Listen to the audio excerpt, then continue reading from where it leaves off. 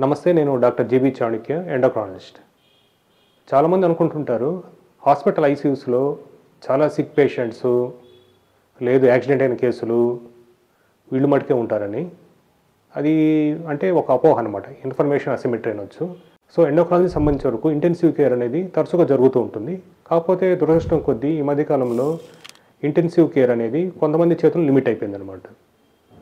So intensive care ఎందుకు expense అవుతుంది నేను చెప్తున్నాను. ఒకటి వచ్చి దాంట్లో స్పెషలిస్టులు తక్కువ అయిపోవడము, రెండవది వచ్చి దానికి సంబంధించిన ఎక్విప్మెంట్ చాలా కాస్ట్ అయిపోవడం అనమాట. ఎండోక్రైన్ సంబంధించిన వరకు మెయిన్ ఒక కండిషన్స్లో మేము పేషెంట్స్ అడ్మిట్ చేస్తుంటాము. దాన్ని కీటోసిడోసిస్ అంటాం. అంటే చిన్నవాళ్ళు కావచ్చు, పెద్దవాళ్ళు కావచ్చు, షుగర్ విపరీతంగా పెరిగిపోయి వాళ్ళకి బాడీలో అసిటోన్స్ అంటే యాసిడ్ స్టార్ట్ అవుతుందన్నమాట. యాసిడ్ ప్రొడక్షన్ ఎక్కువైనప్పుడు అందరికీ తెలిసింది అది చాలా డేంజర్ అనమాట. సో అటువంటిప్పుడు వాళ్ళని హాస్పిటలైజ్ చేసి మేము ట్రీట్మెంట్ ఇస్తాం.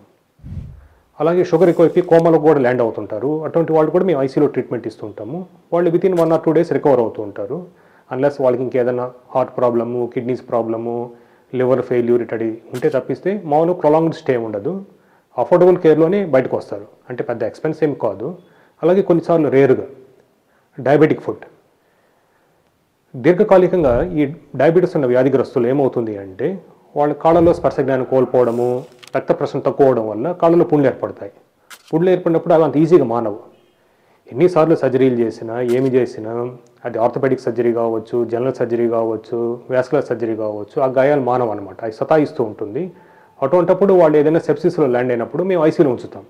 కాబట్టి ఐసీయూ అంటే ఎక్కువ భయపడాల్సిన అవసరం లేదు. సరైన వైద్యుని పర్యవేక్షణలో సరైన నర్సింగ్ కేర్ అంటే నైపుణ్యం ఉన్న నర్సింగ్ స్టాఫ్ ద్వారా మనం ట్రీట్మెంట్ తీసుకుంటే 99% ఆఫ్ కేసెస్ రికవర్ అవుతాయి.